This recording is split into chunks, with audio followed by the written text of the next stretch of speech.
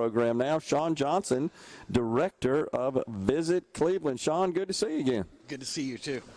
So first, let's talk about this museum. What an incredible asset this is. It has got to make your job hopefully a little easier when you're trying to attract people to Cleveland and the area, because this is an asset that is world-class for sure. Absolutely is. And speaking of world-class, we have international travelers coming through the Delta, and the state tourism puts them together. Everybody wants to come to the Grammy Museum.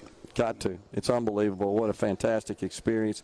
So well done, and just such a pleasure and a joy to walk through. And you're just kind of in awe, honestly, when you stop and take in some of the artifacts. And just knowing the history behind all that. Yeah. It's something, isn't it? Yeah, it really is. I remember when I first got here, I came through and they had an exhibit, and it was, Al Green's Let's Stay Together. Yeah. They had the stuff that he had recorded that on there. And it was, really? Yeah, that piece of history right there. Guitars from the Allman Brothers, outfits from Dr. John. There was what's her name from the Bengals. I had such a crush on her, Susanna Hoff. Yes, in one of her outfits from the 90s. I didn't see that. I got to look at that. Yeah, it just took me right back. So, Mississippi has more Grammy museums than any other state per capita, and so it's an appropriate place to have it here. But it's also such an odd thing to have in the middle of the Mississippi Delta, something like this that.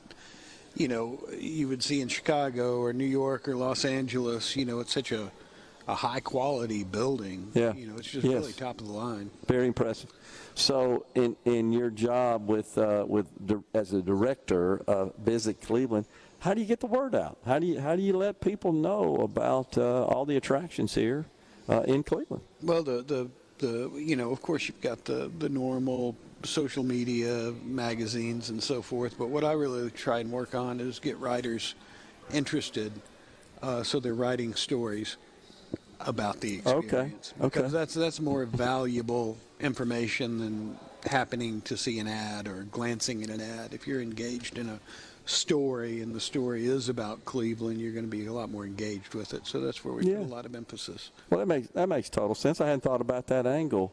But are these people that's kind of what they do for a living? They write about tourist attractions like that, or they're sure, travel writers. We have them through all the time, and a lot of them will come through from smaller regional publications, and then of course next week we'll have a busload of them from Europe coming through and seeing the Grammy, and really, and sometimes we'll have them at the Cotton House and take them to dinner, and they go back home and they write about it, or they're tour operators from Europe. I mean, over here, at least for me, when I plan a vacation, I just get online and plan it. But in Europe, there's a whole industry of, you go to a guy.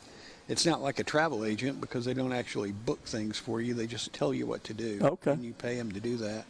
And so those are the guys that we bring in as well. Okay. So they keep up with that sort of stuff, and you just want to kind of get on their list, so to speak. Yeah, you just stay on their radar, and that's a matter of, hosting them when they come through, and then writing them letters throughout the year, and, sharing stuff with them. So, but everybody, whether they're from London or Berlin or Tupelo, Mississippi, when they come to Cleveland for the first time, they're just so impressed. Got to be.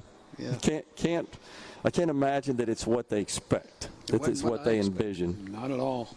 It's just, when I came into town the first time and saw the green strip, the greenway there, it was in August, and I noticed that all the shops were full. The window displays were nice. There was not a piece of litter anywhere. There were these sculptures all over the place. And then I came out and saw the Grammy and saw the little neighborhoods, and it's just such a idyllic little place. Yeah. Really solid town, and of course Delta State. Yeah. That's so many assets and so many attractions. Because as you indicate, you're not from the area. You came here, you experienced it, and decided to make your home here. Yeah, I knew it first day.